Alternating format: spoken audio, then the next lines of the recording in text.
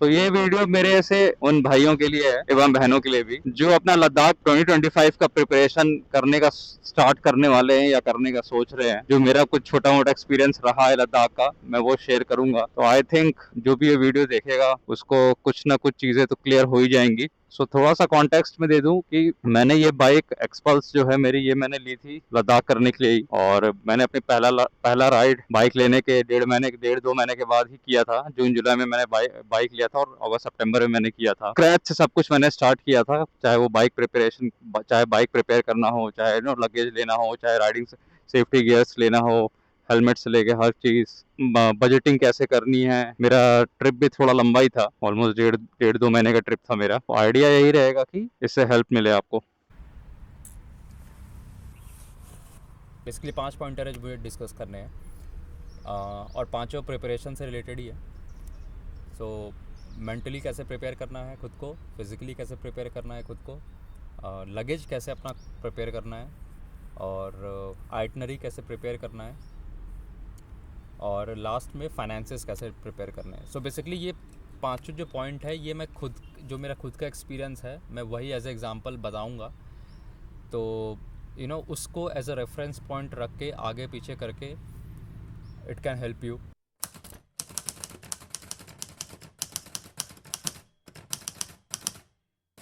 तो सबसे पहले ये क्वेश्चन आप खुद से पूछो कि आपको लद्दाख करना क्यों है, क्या मोटिवेशन है आपका, ठीक है? क्योंकि ये इंटेंशन क्लियर होना बहुत ज़रूरी है।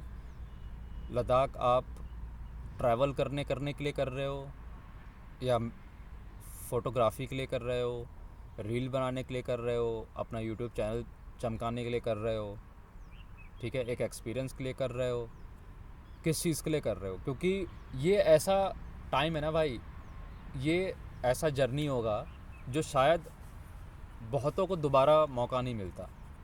तो जब तक आप यहाँ से क्लियर नहीं होगे कि आप क्यों लद्दाख जा रहे हो, there is a high possibility कि आप जब वापस आओगे तो आपको लगे यार ये चीज़ रह गया, वो चीज़ रह गया, ऐसे कर लेते वैसे कर लेते, ठीक है? तो सबसे पहले अपना मोटिवेशन क्लियर करो। मैं एक एक्सपीरियंस के लिए जा रहा हूँ, चाहे वो आपका चाहे वो आपका स्पिरिचुअल एक्सपीरियंस हो, चाहे वो आपका ट्रैवल के थ्रू आप दुनिया देखने का आपका जो सपना है उसका वो बकेट लिस्ट आपका हो, या तो आप शायद आप अपने इंस्टाग्राम पे रील्स आपको पोस्ट करने हैं, फ़ोटोज़ पोस्ट करने हैं, फ़ोटोग्राफी में आप इन्वॉल्व हो, ठीक है? तो वो सारी वो जो भी आपका XYZ है, जो भी आपका वाई है, क्यों, उसको क्लियर आउट करना बहुत ज़रूरी है, क्योंकि ये मौका शायद दोबारा ना मिले। जो भी आपका मोटिवेशन है, मेरा एडवाइस ये रहेगा, अगर आप अफोर्ड कर सकते हो तो एक मोटो ब्लॉगिंग हमें एक एक्शन कैमरा ले लो। अगर आपके किसी फ्रेंड के पास है, उधार ले सकते हो तो उधार ले लो। अगर नहीं उधार लेना, आप बैंगलोर जैसे शहर में रहते हो तो यहाँ पे रेंट वगैरह भी मिल जाते हैं, रेंट पे भी मिल जाता है। और अगर नहीं, अगर आप ख़रीद सकते हो तो ख़रीद लो। रीज़न बिंग मैं बताता हूँ, क्योंकि जैसे मैंने बोला कि ये जर्नी, ये जो पर्टिकुलर ट्रिप है, शायद ये आपको दोबारा मौका ना मिले करने का।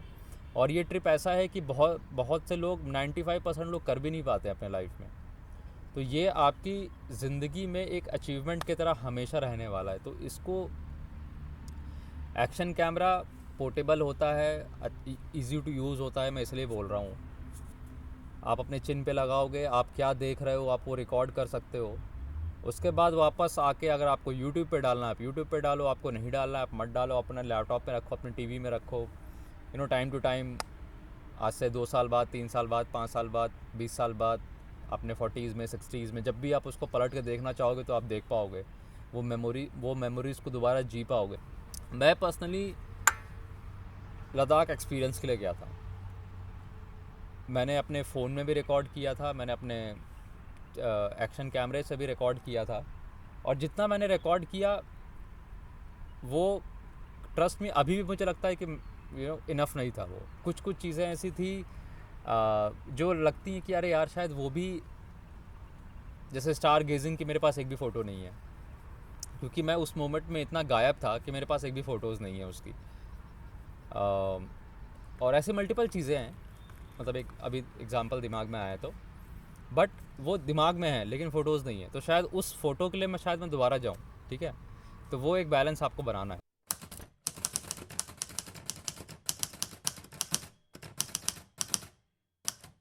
जैसे मैंने बताया पहले भी, मैंने ये बाइक ली थी लद्दाख करने के लिए ही, और ये मेरी पहली बाइक है। तो बाइक लेने के बाद मैंने डायरेक्ट अपने घर से प्रयागराज से ही स्टार्ट किया था। मैंने ट्रेन वगैरह में लोड नहीं किया था। तो जो भी कोई सोच रहा है कि वो अपनी बाइक से ही लद्दाख करना चाह रहा है बाय रोड, मतलब उसको ट्रांसपोर्ट नहीं करना, शिफ्ट नहीं करना है, तो जो भी ये वीडियो देख रहा है, चाहे वो कर्नाटका से देख रहा है, चाहे वो वेस्ट बंगाल से देख रहा है, चाहे वो आंध्र प्रदेश से देख रहा है, चाहे वो अरुणाचल प्रदेश से देख रहा है, तो आई थिंक जो मेरा एक्सपीरियंस है ये आपको हेल्प करेगा। रीज़न बीइंग कि मैंने भी ऑन रोड ही किया था पूरा का पूरा। तो उस पॉइंट ऑफ व्यू से क्या क्या चीज़ें आपको प्रिपेयर करना बेटर होगा, मैं वो कोशिश करूँगा समझाने का, बताने का। अभी मार्च का महीना चल रहा है, जून जुलाई में जब लद्दाख ओपन होगा ऑब्वियसली, तो कुछ लोग होंगे जो जून जुलाई में प्लान करेंगे, कुछ थोड़ा बरसात में जुलाई अगस्त में प्लान करेंगे, कुछ सितंबर अक्टूबर में प्लान करेंगे। तो अभी टाइम है, 3-4 महीने का टाइम है। तो this is the best time if you are thinking of doing Ladakh 2025 में। So this is the best time. अभी अगर आप इस साल करने का सोच रहे हो तो आपको लग रहा होगा यार सबसे इम्पॉर्टेंट है कि मेरे पास बाइक है कि नहीं, मेरे पास राइडिंग गियर्स है कि नहीं, मेरे पास इतना दूर जाना है, मेरे पास इतना बजट नहीं है, मेरे पास अच्छे कैमरे नहीं हैं, अच्छे ड्रोन नहीं हैं, अच्छा फ़ोन नहीं है शूट करने के लिए। ये सब चीज़ें खा रही होंगी आपको, शायद खा रही होंगी आपको। तो बेसिकली देखो, ये सारी सेकेंडरी चीज़ें हैं। इन चीज़ों का आपको लोड लेने के लिए आपको टाइम है। ये आप लास्ट के 15 दिन में भी, अगर 15-20 दिन पहले भी अगर ये चीज़ें करोगे, अच्छे से करोगे, तो ये चीज़ें हो जाएंगी। जो सबसे इम्पॉर्टेंट चीज़ है वो आपको आपका मेंटल प्रिपरेशन और आपका फ़िज़िकल प्रिपरेशन, ये सबसे इम्पॉर्टेंट है। क्योंकि एक बार आप घर छोड़ दोगे, द मोमेंट आप अपने घर से निकलोगे, कमिंग 15-20 दिन, डिपेंडिंग आपका ट्रिप कैसा भी, कितने दिन का प्लान, आइटनरी कितने दिन का प्लान कर रहे हो, तो मिनिमम 2 वीक्स तो जाता ही जाता है। तो कमिंग 15-20 दिन आपको ना अच्छा खाना मिलने वाला है, ना ढंग की नींद मिलने वाली है, टेम्परेचर ऊपर नीचे होगा, बॉडी एक्लिमेटाइज होगी हाई एल्टीट्यूड पे जाने के बाद, और भी कई तरीके के ऊपर नीचे अनएक्सपेक्टेड चीज़ें हो सकती हैं। आपकी बाइक शायद ब्रेक डाउन हो सकती है, आपकी तबीयत ख़राब हो सकती है, कुछ भी रैंडम और अनसर्टन चीज़ आ सकता है। तो ये सारी चीज़ों के लिए खुद को प्रिपेयर करना बहुत ज़रूरी है।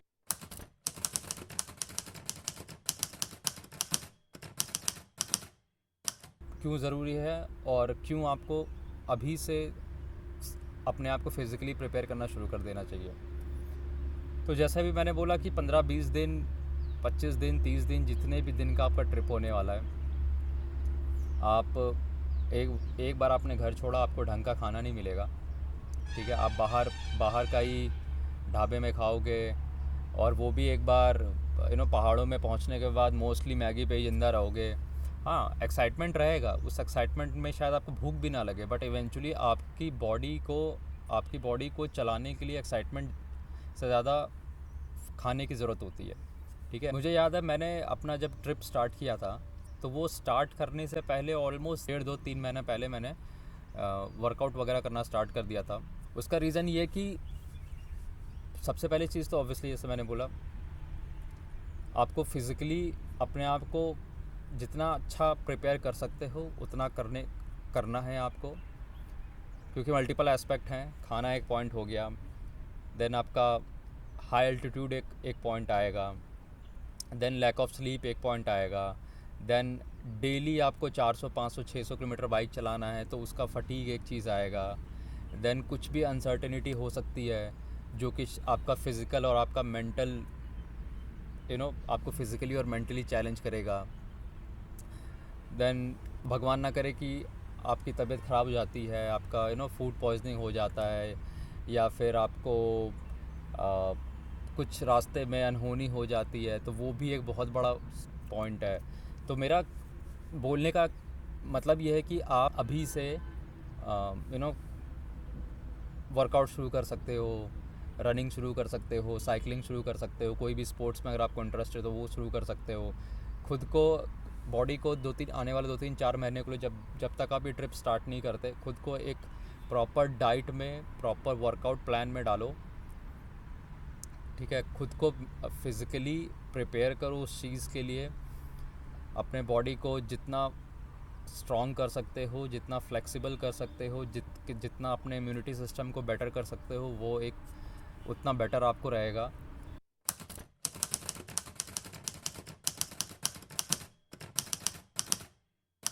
अब मेंटल प्रिपरेशन का क्या है कि मेंटल प्रिपरेशन देखो मोस्टली 2-3 चीज़ों से ही मेंटल प्रिपरेशन का जो मतलब मेंटली आप खुद को प्रिपेयर कर सकते हो। जो अगर आपको एंग्जाइटी वगैरह हो रही है तो थोड़े लेवल पे वो एंग्जाइटी लाजमी भी है, क्योंकि आप ऑब्वियसली अब इतनी बड़ी राइड करने वाले हो, आपको एक्सपीरियंस नहीं है।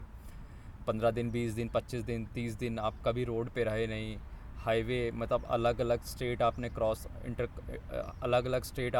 नहीं किया, तो हर स्टेट का एक राइडिंग कल्चर अलग होता है, तो वो आपको आइडिया नहीं। एकदम से टेम्परेचर चेंज, हाई एल्टीट्यूड, बारिश, अच्छा खाना नहीं, तो ये चीज़ें थोड़ा सा स्ट्रेस लाजमी है। एक रीज़न और हो सकता है आपके इस मेंटल स्ट्रेस का, जैसा अभी मैंने बोला कि आपने कभी इंटरस्टेट इतने लंबे टाइम के लिए क्रॉस नहीं किया, 15-20 दिन, 25 दिन के लिए अलग अलग शहर, एक दिन में अलग अलग शहर क्रॉस कर देना, तो आपने शायद ये नहीं किया है। तो होता क्या है कि हर शहर में राइडिंग कल्चर अलग होता है, वहाँ की भीड़, वहाँ की जो लोकल सिविलाइजेशन होती है वो अलग तरीके से मूव करती है। उसके बाद इतना लंबा कमिंग 15, 20, 25 डेज़ के लिए आप लगातार डेली 400-500 किलोमीटर 8-8, 9-9, 10-10 घंटे डेली नहीं बैठे हो बाइक पे, ठीक है। तो ऐसे सिचुएशन को ओवरकम करने के लिए तो कोई प्रॉपर सॉल्यूशन मैं बोल नहीं सकता, क्योंकि अगर आपने ऐसा कोई राइड किया हुआ तो वेल एंड गुड है। अगर नहीं किया हुआ तो यार the best thing you can do is, जो बेस्ट थिंग जो मैंने किया था कि मैंने क्या कोशिश किया कि हर दिन, एटलीस्ट हर दिन नहीं तो कम से कम हफ्ते में 2 दिन एक 100 किलोमीटर 200 किलोमीटर की राइड कर सकूं। तो द आइडिया हियर इज़ कि आप अपनी बाइक लेके निकलते हो, 150-200 किलोमीटर करते हो, आप अपने आप को अडेप्ट कर रहे हो, अपनी बॉडी को अडेप्ट कर रहे हो, आप ट्रैफिक ऑब्जर्वेशन पे अपने आप को फोकस कर रहे हो कि ट्रैफिक कैसे ऑब्ज़र्व करना है आपको, गाड़ियाँ कैसे हाईवेज़ पे मूव होती हैं वो ऑब्ज़र्व कर रहे हो आप, सिटी ट्रैफिक में लोग कैसे बिहेव कर रहे हैं वो ऑब्ज़र्व कर रहे हो आप। तो ओवर प्रिपरेशन, ठीक है, जैसे मैंने बोला ओवर प्रिपरेशन सा कुछ भी नहीं होता। जितना ज़्यादा आप खुद को प्रिपेयर कर पाओगे, खुद को कनेक्ट कर पाओगे अपनी मशीन से, उतना कम अपने एंजाइटी लेवल को आप कर पाओगे, खुद को उतना ज़्यादा मेंटली प्रिपेयर कर पाओगे आप। वीकली आप संडे अगर ऑलरेडी राइड करते हो तब तो बहुत अच्छी बात है। अगर नहीं करते हो, मेरा वाला सिचुएशन में हो आप कि फर्स्ट टाइम आप बाइक ले रहे हो या पहली बार इतनी लंबी राइड करने का सोच रहे हो, तो बेस्ट थिंग इज़ कि 200-300 किलोमीटर की एटलीस्ट वीकेंड पे राइड करना शुरू कर दो। जो चीज़ें मैंने बोली कि हाईवेज़ पे गाड़ियाँ कैसे मूव होती हैं, वो ऑब्ज़र्व करना शुरू करो। ब्लाइंड स्पॉट्स क्या होते हैं ट्रकों के, बड़े बड़े व्हीकल्स के, वो ऑब्ज़र्व करना शुरू करो। देन सिटी में लोग कैसे बिहेव करते हैं ट्रैफिक को लेके, वो ऑब्ज़र्व करना शुरू करो। ऐसी छोटी छोटी नुआंसेस जो हैं वो आपको पिक पॉइंट करना शुरू करना पड़ेगा, क्योंकि अभी देखो, अभी आपको लग रहा होगा कि यार ये सब चीज़ तो मुझे आती है, मैं तो हर वीकेंड करता हूँ, मैं जाता हूँ, मैं ऑलरेडी ये सब चीज़ें, मैं क्यों इतना इम्पोर्टेंट दूँ।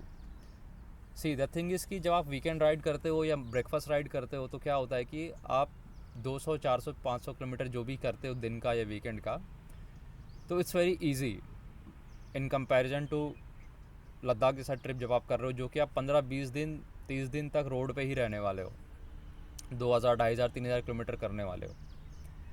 डेली उस चीज़ को करना आपको मेंटली टोल भी देगा, फिज़िकली टोल भी देगा, और जितना ज़्यादा मेंटली हर दिन जैसे जैसे क्रॉस करेगा उतना ज़्यादा आपका फोकस लूज़ होना, कम होना शुरू होगा, जो कि डिज़ास्टर है रोड पे एक राइडर के लिए।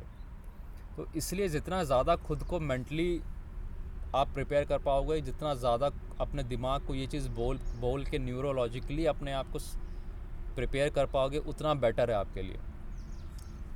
सो द आइडिया इज़ कि आप सही सलामत घर से निकलो और सही सलामत घर पे आओ, ठीक है। 20 दिन के बाद जब भी आप निकलोगे, उसके 20 दिन 25 दिन के बाद जब आप वापस आओगे तो आपके घर पे कोई वेट कर रहा होगा। आपको अपना लाइफ दोबारा शुरू करनी है, ये एडवेंचर के बाद अगला एडवेंचर प्लान करना है, तो ये सारी चीज़ें हैं।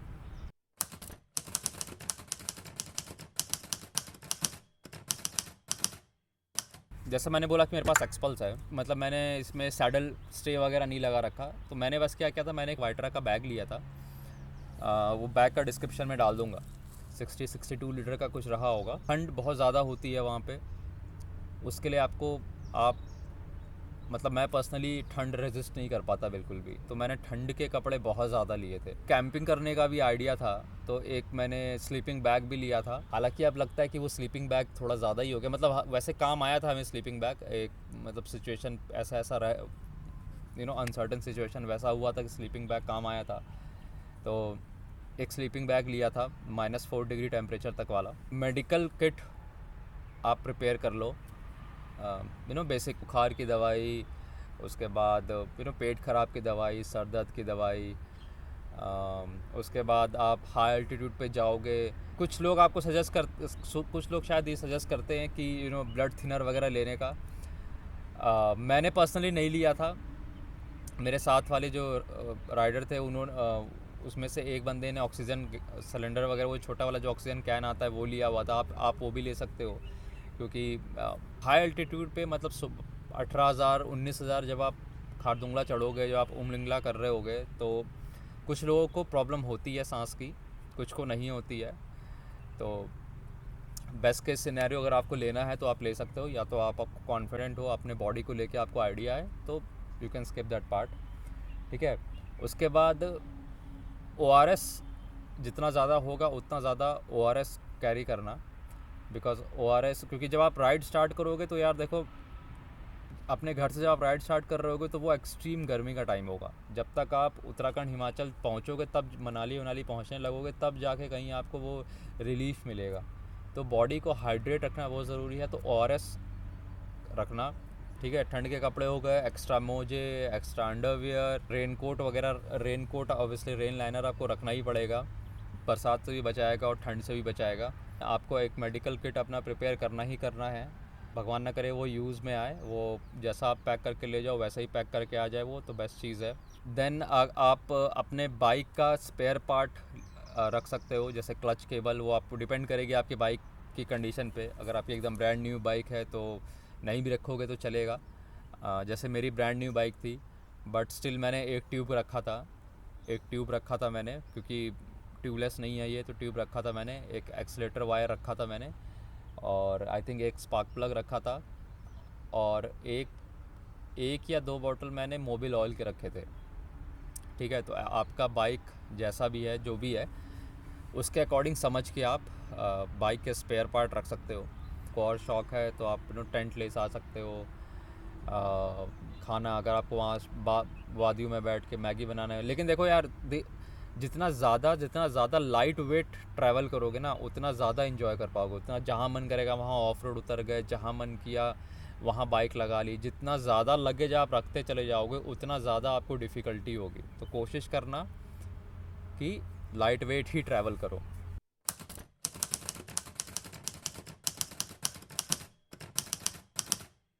हाँ, तो अब बात करते हैं आइटनरी प्रिपरेशन की। तो देखो यार, आइटनरी का तो मतलब आप जैसे गूगल पे सर्च करोगे तो आपको जो लद्दाख सर्किट है, जो दिल्ली से चंडीगढ़ एंड देन मनाली, वो वाला सर्किट है। फिर आप मनाली से आप अपना बारालाचला, तांगलंगला, ये सब होते लेह लद्दाख जाते हो। फिर लेह पहुँच के खारदुंगला, नूब्रा, पैंगोंग, वो सब करके हानले, उमलिंगला करके दोबारा फिर ले आते हो। फिर ले से श्रीनगर होते हुए निकल जाते हो। एक तो जो स्टैंडर्ड सर्किट है लद्दाख सर्किट, वो आप वो कर सकते हो। तो मैंने किया था दिल्ली से ऋषिकेश से देहरादून से मसूरी होते हुए ऊपर हरसिल वैली होते हुए उत्तरकाशी से फिर ऊपर गंगोत्री देख के फिर नीचे दोबारा हरसिल क्रॉस करके रोहरू से मनाली, एंड देन मनाली से अपना शायद केलोंग रुके थे हम लोग। हाँ शायद केलोंग रुके थे। हाँ, उसके बाद फिर पांग रुके थे, फिर ले पहुँचे थे। और ले पहुंचने के बाद फिर वहाँ से नुब्रा रुके थे, नुब्रा से थांग विलेज रुके थे, एंड देन आई थिंक वहाँ से हाँ उसके बाद हानले रुके थे, एंड देन दोबारा ले रुके, एंड देन उसके बाद फिर अपन सोनमार्ग वगैरह क्रॉस करके श्रीनगर रुके थे, एंड देन वहाँ से श्रीनगर से फिर एक बार अपन जम्मू में रुके थे, एंड देन वहाँ से अमृतसर, अमृतसर से सोनीपत, एंड सोनीपत से बैक टू होम। तो ये आइटनरी मेरा था। देहरादून से आप इधर रोहरू की तरफ जाते हो तो रोहरू वाला जो रोड है ना, वो बहुत बहुत ही खूबसूरत रोड है वो। मतलब नैरो रोड है, दोनों साइड पाइन ट्रीज़ हैं, पहाड़ हैं, वो बहुत, उसमें घाट वगैरह पूरा सेक्शन है। रोहरू से अगर आप करते हो तो आप उत्तराखंड, थोड़ा सा आपको उत्तराखंड का भी टेस्ट मिलेगा आपको, थोड़ा सा क्या, मेरे को लगता है अच्छा खासा टेस्ट मिलेगा आपको उत्तराखंड का। तो अगर वो आप रूट लेते हो तो आपको मज़ा आ जाएगा। मैं बताता हूँ आपको, एकदम बहुत तगड़ा रूट है वो, बहुत तगड़ा एकदम। अभी भी मेरे को लगता है बहुत अंडररेटेड, आपको ज़्यादा वीडियोस वगैरह भी दिखेंगे नहीं।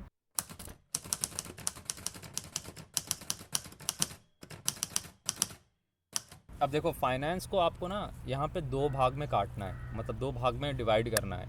एक जो राइड स्टार्ट होने से पहले का फाइनेंस आप प्रिपरेशन में लगाओगे, एक जो राइड स्टार्ट होने के बाद का प्रिपरेशन में, मतलब राइड स्टार्ट होने के बाद का जो आप खर्चा करोगे। अब राइड स्टार्ट होने से पहले प्रॉपर लगेज सिस्टम नहीं है तो आप लगेज सिस्टम ऑप्ट कर सकते हो, अच्छे खासे आते हैं ब्रांड के।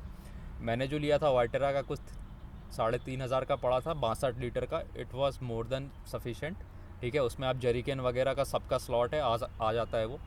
गियर में देखो यार, हेलमेट, अच्छा हेलमेट ज़रूरी है। अपार्ट फ्रॉम हेलमेट देखो, कुछ भी मैंडेटरी नहीं है हमारे कंट्री में। हेलमेट हटाने के बाद कुछ भी मैंडेटरी नहीं है। आप चाहो तो 50,000 लाखों का गियर ले सकते हो, आप चाहो तो नहीं भी ले सकते हो, ये टोटली आपकी रिस्पॉन्सिबिलिटी है। लेकिन मैं सजेस्ट करूँगा कि आप लेने वाले हो तो मैं आपको सजेस्ट करता हूँ, सबसे पहले आपको जो आप ऑप्ट करोगे, आपका मन में होगा कि मैं सबसे पहले आप राइडिंग, मतलब हेलमेट लोगे एंड देन राइडिंग जैकेट लोगे। मैं आपको प्रेफर करूँगा कि आप हेलमेट लो, अच्छा हेलमेट लो जिसमें विंड नॉइज़ वगैरह ना आए ज़्यादा, ठीक है। देन आप एक ढंग का राइडिंग बूट लो। राइडा वगैरह के आ जाते हैं 3,500-4 हज़ार में। मैंने तो वो पैरा मिलिट्री वाले बूट थे, वो 1100-1200 रुपये के, मैंने तो वही पहन के किया था। बट अगर आपका बजट है, अलाउ करता है, तो आप ले सकते हो 3, 3.5, 4, 5 हज़ार के। नहीं तो आप वो पैरा मिलिट्री वाला जो मैं बता रहा हूँ, पैरा ट्रूपर कुछ करके ब्रांड है, वो ले सकते हो। अदरवाइज़ एशियन का भी जो ट्रैकिंग बूट हैं वो भी अच्छे आते हैं, बट वो राइडिंग बूट नहीं होते यार। देखो, ये जो राइडिंग बूट्स होते हैं उसमें स्टील वगैरह की प्लेटिंग होती है, तो वो चीज़ आपको सेफ्टी के पॉइंट ऑफ व्यू से अच्छा है। तो हेलमेट, राइडिंग बूट, देन उसके बाद राइडिंग पैंट, या तो राइडिंग पैंट या तो फिर नी गार्ड, उसके बाद आप riding jacket, and then riding gloves. अब राइडिंग ग्लव्स आपके पास अगर ऑलरेडी है देन वेल एंड गुड, नहीं है तो प्लेन्स में आपके पास आप कोई भी चलेगा, बट द मोमेंट आप हाई ऑल्टीट्यूड जाओगे, वैलीज़ में जाओगे ना, आपको बहुत जो विंटर ग्लव्स अगर आप अफोर्ड कर पाओगे तो ले लेना। मैं तो बोलूँगा ले लेना, क्योंकि मुझे याद है जब हम कारगिल क्रॉस कर रहे थे, इतनी ठंड थी कि लिटरली हम अपने बाइक, मतलब मैं पर्सनली अपने बाइक का इंजन ऑन करके मैंने ग्लव्स हटा के दोनों इंजन के केसिंग पे ऐसे हाथ रखा हुआ था, तब भी मेरा हाथ गर्म नहीं हो रहा था। को जब बाइक चलाओगे ना, जो अंदर हवाएं आती हैं उंगलियों में, वो प्रोटेक्शन अगर आपको मिल जाता है तो वो इनफ डिफरेंस क्रिएट करेगा आपको। उसके बाद आप जितने भी दिन का ट्रिप प्लान कर रहे हो, लेट्स से आप 2 वीक का कर रहे हो, प्लस माइनस 3 दिन का बफर रख लो, दिन का 1,000 से 1,200 का एक प्लान कर लो आप, ठीक है। तो 15 दिन अगर आप ट्रैवल करने वाले हो तो हर दिन का 1,200 से 1,500, सॉरी 1,000 से 1,200 रुपये रख लो, तो 15 दिन का कितना हो जाएगा, 15,000, 18,000 रुपये ऐसा हो जाएगा, एक्सक्लूडिंग फ्यूल। मैं फ्यूल को इंक्लूड नहीं कर रहा उसमें, ना आपको फ्यूल को इंक्लूड कर रहा, ना आपके बाइक सर्विस को इंक्लूड कर रहा। उसमें आपका सिर्फ और सिर्फ फूडिंग और लॉजिंग है। अकेले ट्रैवल कर रहे हो तो थोड़ा ऊपर भी हो सकता है, क्योंकि अकेले ट्रैवल कर रहे हो तो लॉजिंग आपको अकेले मैनेज करना पड़ेगा। ग्रुप में कर रहे हो तो लॉजिंग आपका डिवाइड हो जाएगा, खाना आपका आप 2 टाइम खाते हो अगर, जो कि मोर देन इनफ है। गर्मी के टाइम में ज़्यादा आपको खाना नहीं है, सुबह आराम से अपना कुछ लाइट खा के निकलो। देन दोपहर में एक ब्रेक लो, थोड़ा खाओ। अब कोशिश करो ज़्यादा ऑयली वगैरह नहीं खाने का। अगर खाने के बाद नींद आती है तो बाइक लगाओ, रेस्ट लो। और जो मैं एक टिप देता हूँ आपको, जैसे मैंने बोला ORS कैरी करने को, ORS कैरी कर रहे हो, बॉटल में हमेशा रखना। हाइड्रेशन पैक है तो हाइड्रेशन पैक में भी रखना। 1 लीटर के बॉटल में हमेशा ORS रखना। नींद बहुत ज़्यादा आती है तो ORS से मुँह धोना अपना, ठीक है, उससे नींद चली जाएगी आपकी। ये tested, tried and tested method बता रहा हूँ मैं। इतना ही है। फिज़िकल प्रिपरेशन कवर कर लिया हमने, मेंटल प्रिपरेशन कवर कर लिया हमने, लगेज कैसे प्रिपेयर करना है वो कवर कर लिया हमने, मोटिवेशन क्या होना चाहिए वो कवर कर लिया हमने। फाइनेंसेस ऑब्वियसली लोग डिपेंडिंग इंडिविजुअल मैटर करेगा, बट फाइनेंस के नाम पे आपको अपना प्रिपरेशन में जो लगने वाला पैसा है वो अलग, और राइड के बाद जो पैसा लगने वाला है वो अलग।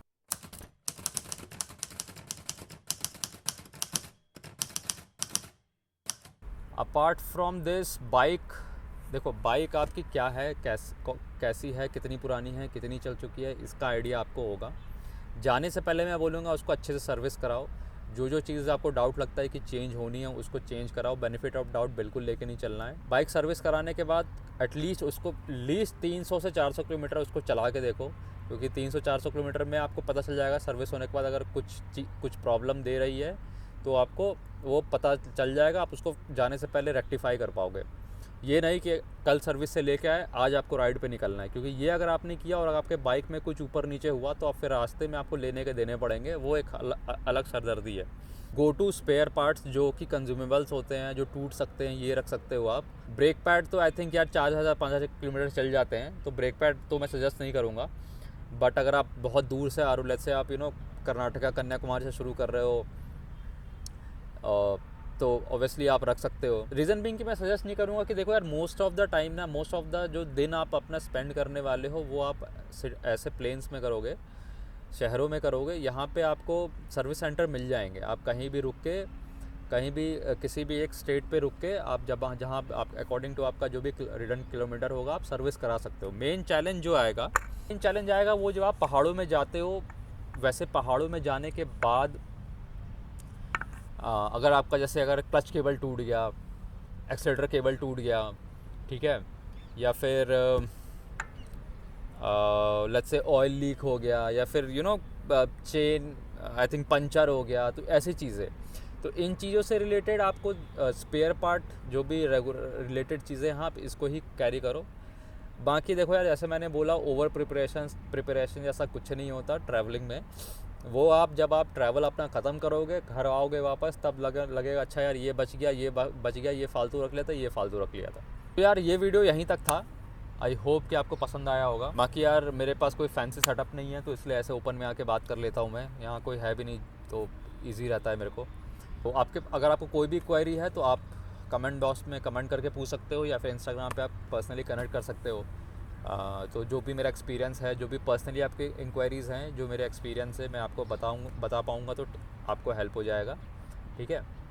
तो बाकी आराम से चलाइए, हेलमेट पहनिए।